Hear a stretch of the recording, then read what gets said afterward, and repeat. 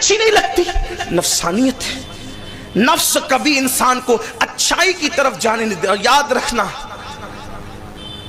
सरकार सैयदी शरफुद्दीन यहिया मुनीरी रहमतुल्लाह अलैह ने लिखा है कि जब तक तुम्हारे दिल में जर्रा बराबर राई के दाने के बराबर तकब्बुर होगा, तुम्हारी इबादतों का फैज़ तुम्हें नहीं मिलेगा, इबादतों का फैज़ तुम्हें नहीं मिलेगा। तो कहा तकब्बुर की अलामत क्या है, तकब्बुर की अलामत क्या है? तो फरमाया अगर तुमने कायनात में सबको अपने से बेहतर समझा, तवज्जो करें, कायनात में तुमने सारी कायनात को अपने से बेहतर समझा और अपने को हकीर समझा, लेकिन एक बंदे से अपने आप को बेहतर समझा, तो समझ लेना कि अभी भी तुम्हारे अंदर तकब्बुर मौजूद है, कि आपने एक बंदे से अपने आप को बेहतर। और याद रखना, अपने आप को किसी से बेहतर समझना ये आपकी इबादतों को ज़ाय करवा देता, कोई बरकत नहीं मिलती। इमाम इब्न हजर मक्की रहमतुल्लाह अलैह लिखते हैं, बहुत खूबसूरत सी बात लिखते हैं, तवज्जो करें।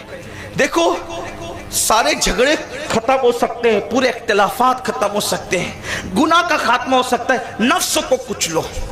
किसी ने मौलाए कायनात से पूछा जन्नत कितनी दूर है, मौला अली से किसी ने पूछा जन्नत कितनी दूर है, तो कहा कि बस 2 कदम पर जन्नत है, एक कदम अपने नफ्स पे रखो, दूसरा कदम जन्नत में रखो। कोई नफ्स पे कदम, नफ्स कहे झगड़ा करना का नहीं करना, नफ्स ने कहा इससे नहीं मिलना का जरूर मिलना, नफ्स ने कहा इसको सलाम नहीं करना जरूर करना, नफ्स ने कहा आज चोरी करना नहीं करना, नफ्स ने कहा वुजू नहीं करना जरूर करना। इसलिए कि जिसको नफ्स कहता है वुजू मत करो, सख्त सर्दी है वुजू मत करो, बीमार हो जाएगी वुजू मत करो, ऐसे में जो ठंडे में वुजू करता है अल्लाह उसकी मगफिरत कर देता है। यानी नफ्स की मुखालिफत हो। और अब ये चीजें धीरे धीरे खत्म होती जा रही है। नफ्स को ही हमने सब कुछ, कुरान ने कहा है ना कि लोगों ने अपने नफ्स को खुदा बना लिया, अपनी ख्वाहिशात को खुदा बना लिया। और किसी बुजुर्ग ने फरमाया कि रूए जमीन पर झूठे खुदाओं में सबसे ज्यादा अगर किसी की इबादत की जाती है तो नफ्स की लोग इबादत करते हैं।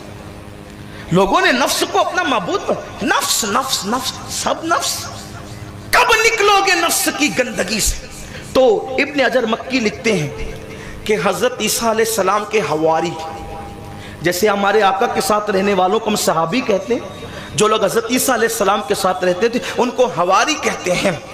हजरत ईसा अलैहि सलाम के हवारी ईसा अलैहि सलाम के पीछे पीछे जा रहे थे। एक शराबी गुनहगार पापी एक जगह बैठ करके, बड़ा पापी था, गुनहगार था, बैठा हुआ था अपनी कुटिया में।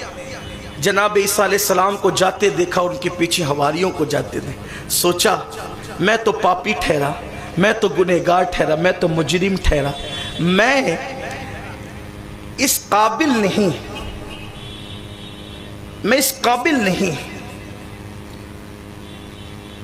कि मैं अल्लाह के नबी के साथ चल सकूं।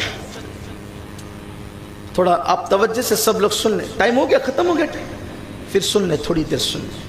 अल्लाह आप सब पे रहम फरमाए। नफ्स नहीं चाह रहा है ना सुनना, तो सुन लो, उसकी भी कुछ बरकत मिल जाएगी। उस शख्स ने सोचा मैं तो पापी, मैं तो गुनहगार, मैं ईसा अलैहिस्सलाम के साथ चलने के काबिल नहीं, लेकिन अगर मैं चंद कदम चल लूंगा तो ईसा अलैहिस्सलाम की नबी की बरकतें मुझे भी नसीब हो जाएगी। वो जैसी आगे बढ़ा, ईसा अलैहिस्सलाम का जो हवारी था, सिर्फ समझाने के लिए सहाबी, हालांकि हम हवारी कहते हैं, समझाने के सहाबी, ईसा अलैहिस्सलाम के उस सहाबी ने उस पापी को देखा और दिल में सोचा इस पापी को क्या हक है कि ये नबी के साथ चले।